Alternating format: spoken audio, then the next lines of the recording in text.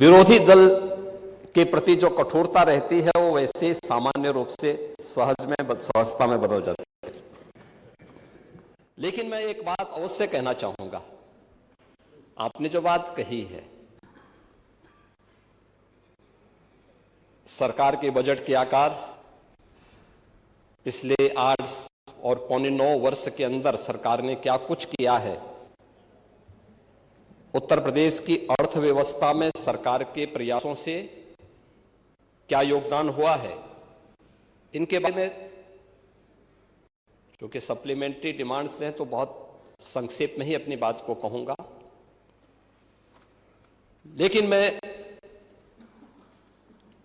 आपसे जरूर पूछना चाहूंगा, आज से 9 वर्ष पहले समाजवादी पार्टी इस पक्ष में थी और भारतीय जनता पार्टी उस पक्ष में थी।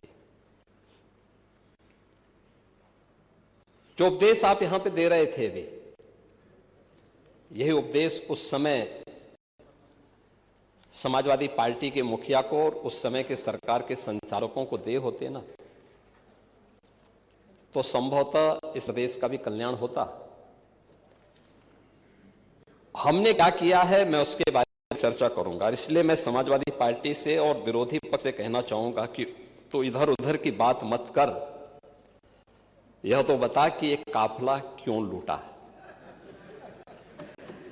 जो समाजवादी पार्टी तितर बितर हो गई, अस्त हो गई, इस पूरे प्रदेश के सामने पहचान का संकट खड़ा किया, अराजकता का जो तांडव खड़ा किया था उसके लिए दोषी था।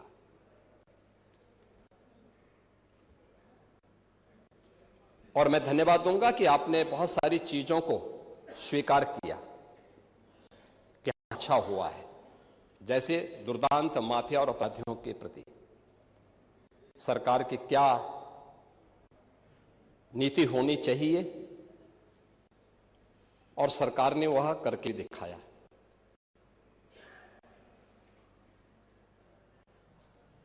राज्य की अर्थव्यवस्था को आगे बढ़ाने के लिए स्पष्ट नीति हो और उन्हें लागू करने की दृढ़ इच्छा शक्ति हो तो परिणाम लाए जा सकते हैं। 4 आयाम उसके और उन चारों आयामों पे सरकार ने किस रूप में कार्य किया है। कोई व्यक्ति हो, समाज हो, संस्था हो, इन सबको सबसे पहले चाहिए सुरक्षा। सुरक्षा का एक बेहतरीन वातावरण हो, कानून का राज हो, हर व्यक्ति के मन में सुरक्षा का एहसास हो, हर बेटी, हर व्यापारी अपने आप को सुरक्षित महसूस करे। ये किसी भी सरकार की पहली प्राथमिकता होनी चाहिए और किसी भी सरकार की पहली प्राथमिकताओं में उन कार्यक्रमों को लेकर के सरकार आगे बढ़ती है तो उसके परिणाम भी हम सबके सामने आते हैं। और मुझे इस बारे में प्रसन्नता है, सुरक्षा का जो माहौल हमने दिया, आपने क्या किया क्या नहीं किया, उत्तर प्रदेश की जनता ने रिजल्ट दिया है। हमने क्या किया है क्या नहीं किया है, उत्तर प्रदेश की जनता रिजल्ट दे रही है, आगे भी देगी। महत्वपूर्ण रिजल्ट है क्या, हमारे बारे में प्रदेश के अंदर और प्रदेश के बाहर धारणा क्या है। 2017 के पहले, 2017 के बाद, पांडे जी आप भी देश और दुनिया के अंदर जाते होंगे। 2017 के पहले उत्तर प्रदेश के बारे में लोगों की धारणा बहुत अच्छी नहीं थी, हमें भी बुरा लगता था, अच्छी नहीं थी। आज इस पक्ष के लोग या उस पक्ष के लोग, कोई भी बाहर जाता होगा, प्रदेश के अंदर भी आप जाते होंगे, अगर राजनीतिक प्रोग्राम में नहीं है, आप सामान्य कार्यक्रम में जाएंगे तो सामान्य लोगों के मुंह से बात से आपको दिखती होगी कि हां, सुरक्षा का एक माहौल है, बेहतरीन माहौल है। हर व्यक्ति को इस बात का एहसास होता है। देश के अंदर कहीं जाते हैं, लोगों के मन में एहसास होता है कि हां, यूपी सुरक्षित है, अच्छा है, दंगा नहीं है, अराजकता नहीं है। आपको उदाहरण देना है तो मैं आपको बता देता हूं न्याय कैसे होता है। आप ही के सामने आप ही की पार्टी सदस्य चुनी गई पूजा पाल संभवतः नहीं है।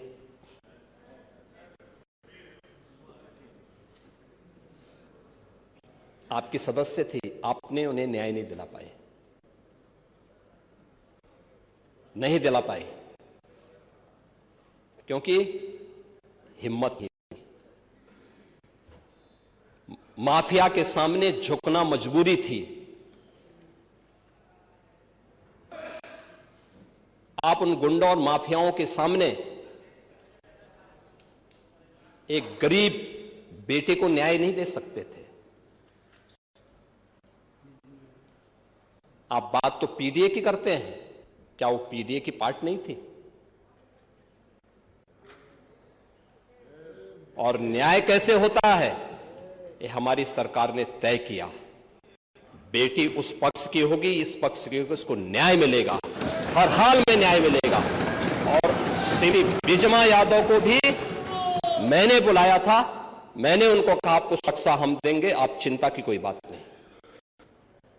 क्योंकि ये केवल एक सदस्य की बात नहीं,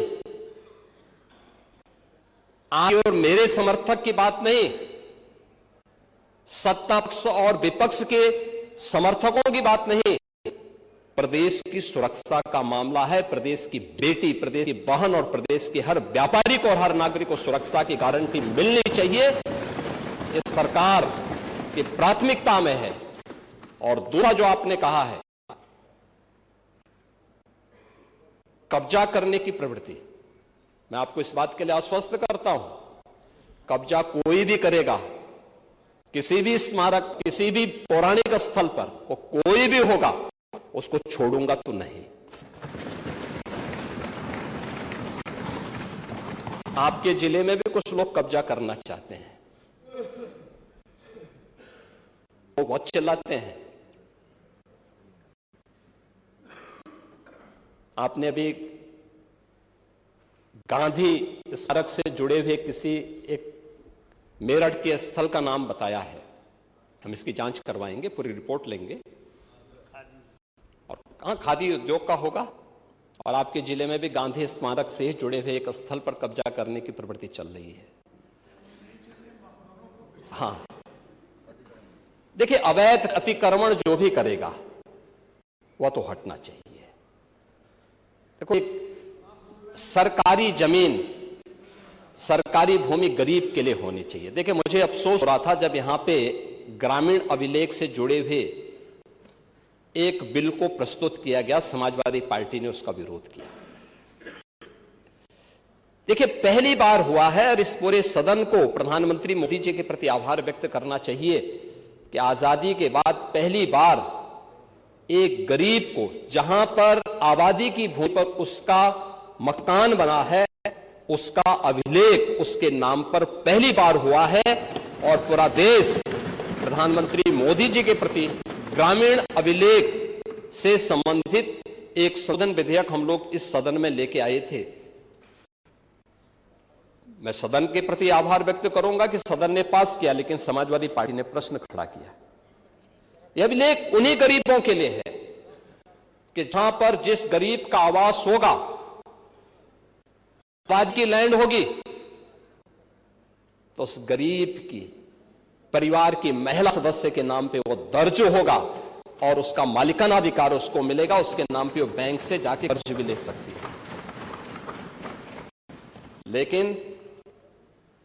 लेकिन अगर उस आबादी की लैंड पर या किसी सरकारी लैंड पर कोई माफिया कब्जा करके जबरदस्ती उसको मॉल बना करके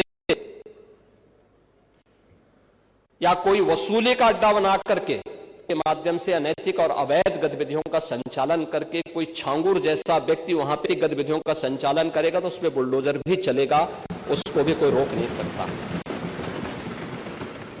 और इसलिए सुरक्षा का ये वातावरण हर व्यक्ति के लिए आवश्यक है और उस सुरक्षा का वातावरण ने परसेप्शन बदला है यूपी का।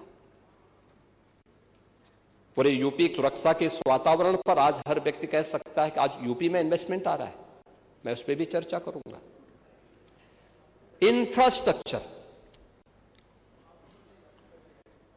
इंफ्रास्ट्रक्चर कैसे होना चाहिए, 2017 के पहले क्या स्थिति थी और 2017 के बाद क्या है। 17 के पहले गड्ढा युक्त सड़कें थी, मेट्रो के नाम पर मजाक बनाया हुआ था, रेलवे के नेटवर्किंग के लिए केंद्र सरकार के साथ समन्वय नहीं था। आपकी मजबूरी होती है तो आप कांग्रेस के साथ गठबंधन कर लेते हैं, अन्यथा जब कांग्रेस में यूपीए की गवर्नमेंट केंद्र में थी और देश में समाजवादी पार्टी की सरकार थी, तब भी कैसे संबंध थे आप लोगों के। यानी मजबूरी के नाम आपके संबंध थे, अन्यथा आप लोग किस प्रकार की अराजकता फैलाते थे किसी से छुपा हुआ नहीं है। लेकिन इंफ्रास्ट्रक्चर कैसे होना चाहिए। 17 के पहले यूपी में 1.5 एक्सप्रेसवे थे और आज उत्तर प्रदेश के अंदर 22 एक्सप्रेसवे और देश के अंदर अगर ये सभी 22 के 22 बन जाएं तो 60% एक्सप्रेसवे पर अकेले यूपी का कब्जा होगा। अकेले यूपी, देश के अंदर जितने एक्सप्रेसवे होंगे उनमें 60% यूपी के पास। रेलवे का सबसे बड़ा नेटवर्क आज के दिन पर यूपी में है, 16,000 किलोमीटर का। इंटर स्टेट कनेक्टिविटी 4 लेन की,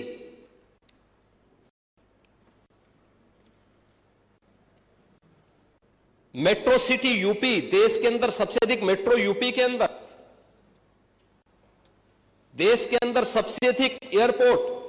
2017 के पहले यूपी के अंदर एयरपोर्ट की संख्या बहुत कम थी, उनमें से 2 संचालित थे, 2 आंशिक रूप से संचालित थे।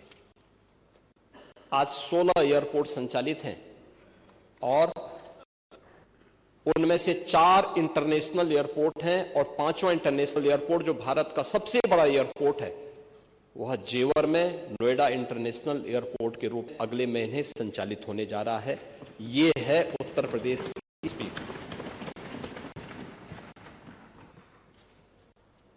देश की पहली रैपिड रेल आज यूपी के अंदर चल रही है। देश का पहला वाटरवे यूपी के अंदर संचालित हो चुका है। ये प्रयागराज से हल्दिया के बीच में, वाराणसी हल्दिया के बीच में संचालित है। इसे प्रयागराज तक और फिर बलिया से अयोध्या इसको एक्सटेंड करने का एक कार्यक्रम चल रहा है। लेकिन ये सरकार की इच्छा शक्ति पर होता है। सरकार करना चाहिए तो हो सकता है, लेकिन जब सरकार नहीं करना चाहेगी, और इसीलिए मैं आपसे कहना चाहूंगा कि आप लोग बात बड़ी बड़ी करते हैं, लेकिन ये जो बड़ी बड़ी बातें आप लोग करते हैं ना, ये समाजवादी पार्टी का अहंकार है। जब अहंकार आता है तो कहता है कि मैंने ये कर दिया, लेकिन जब इसीलिए कोई आपको सम्मान नहीं देता समाजवादी पार्टी को। 17 के पहले प्रदेश के सामने ये पहचान के संकट से प्रदेश तरसता था समाजवादी पार्टी के कारण, लेकिन आज हर उत्तर प्रदेश वासी सम्मान इसलिए प्राप्त कर रहा है क्योंकि काम सरकार की एक टीम रही है, परिणाम है, लेकिन दुनिया कह रही है कि यूपी के अंदर अच्छा हो रहा है, तो पूरा उत्तर प्रदेश सम्मान प्राप्त कर रहा है। यानी अहंकार तब आता है जब कहते हैं कि साहब हमने ये कर दिया, लेकिन सब तब पाते हैं जब दुनिया कहती है कि आपने अच्छा कर लिया। और आज दुनिया कह रही है कि यूपी ने अच्छा किया है, अच्छा कर रही है, हर एक मामले में अच्छा की है, लेकिन इंफ्रास्ट्रक्चर के मामले में भी ये अच्छा यूपी के अंदर है। एम्प्लॉयमेंट, आप एम्प्लॉयमेंट की बात कर रहे थे, आपने शिक्षाविद भरे तो थे लोक सेवा में भी और शिक्षा आयोग में भी, क्या क्या कारनामे किए थे उन्होंने, क्या क्या कारनामे किए थे। जो हाई स्कूल डिवीजन था, इंटरमीडिएट 3rd डिवीजन था, आयोग का अध्यक्ष हो गया था। जो उसका आयोग जो उसके लिए एलिजिबल नहीं था, उसको आपने आयोग का अध्यक्ष बनाया था, और क्या क्या गुल खिला रहा था। यूपी के नौजवानों के साथ खिलवाड़ इस समाजवादी पार्टी से ज्यादा किसने किया है। आज मैं कह सकता हूं, भर्ती जितनी पारदर्शिता के साथ हुई है,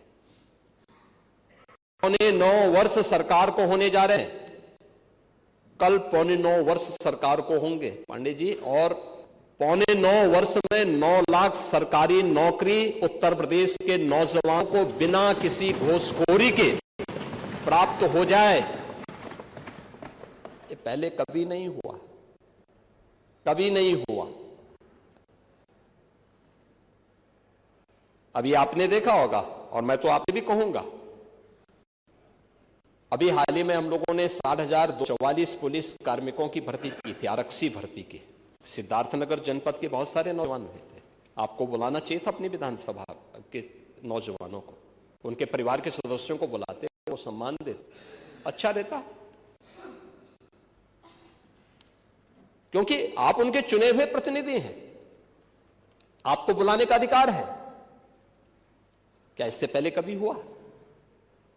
हम इतने बड़े पैमाने पर भर्ती इसलिए कर पाए क्योंकि हमने इसके लिए उतना इंफ्रास्ट्रक्चर दिया है। इससे पहले इंफ्रास्ट्रक्चर नहीं था। देखिए, यूपी के अंदर 17 के पहले पुलिस ट्रेनिंग के लिए हमारे पास कुल 3,000 की क्षमता थी। जब हम लोगों ने 2017 में पुलिस की भर्ती की व्यवस्था को देखा,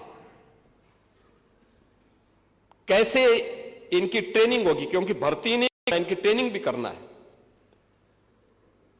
वर्दीधारी फोर्स के लिए महत्वपूर्ण होता है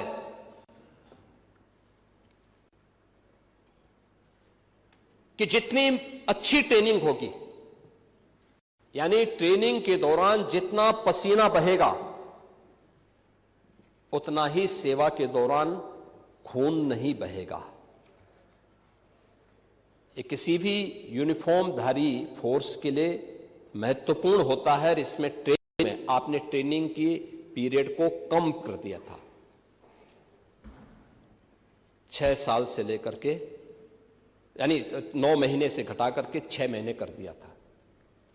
और भर्ती के लिए योग्य नौजवान प्राथमिकता नहीं देते थे। और शिवपाल जी तो उसके मास्टर हैं, इनकी तो पीएचडी ही इसमें है।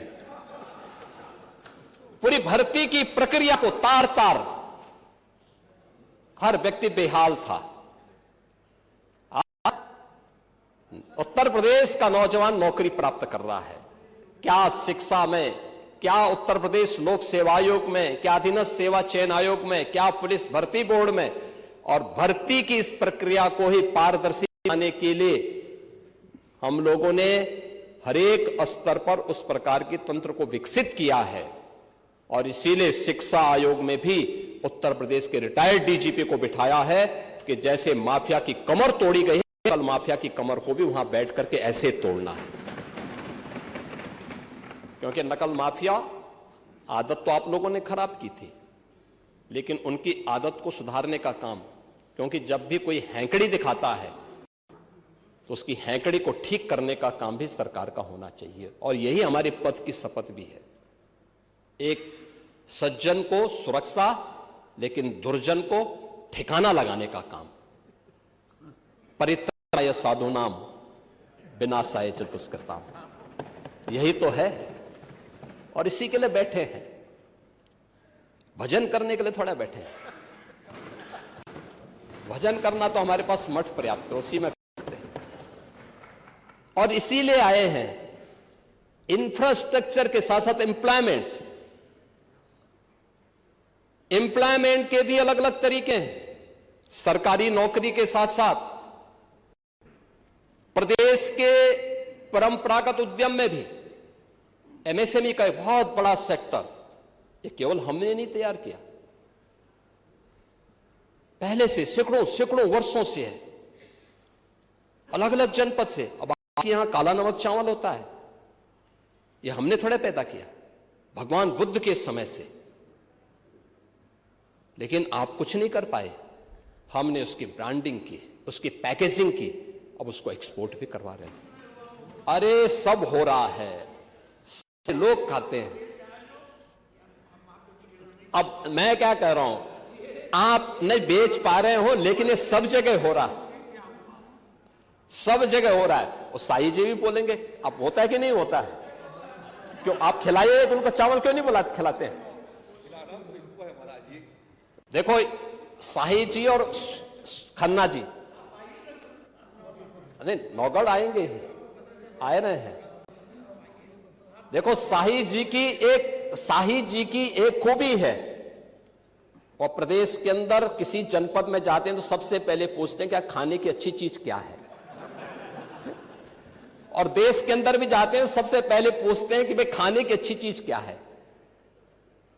और मैं एक बार वाराणसी गया, संजोग से भी मेरे साथ थे, तो बीएचयू के सामने से चल रहे थे मेरे सामने, तो वहां के ढाबे बंद होने लगे। मैंने कहा क्यों? कहा कि साई जी जब हम पढ़ते थे तो हम लोग पहले ढाबा बंद कर देते थे। तो ये स्वयं उसके प्रति सजग हैं, और उन्होंने काला नमक चावल को आपके यहां की एक स्पेशल ब्रांड बनाई है। और मैं तो चाहूंगा कि एक बार साही जी स्वयं काला नमक चावल की खीर पांडे जी को भी खिला दें। तो आप अपने आप बुलाइए ना एक बार। लेकिन आपकी सरकारें जब थी तब आप कुछ नहीं कर पाए, नहीं कर पाए ना। और ऐसे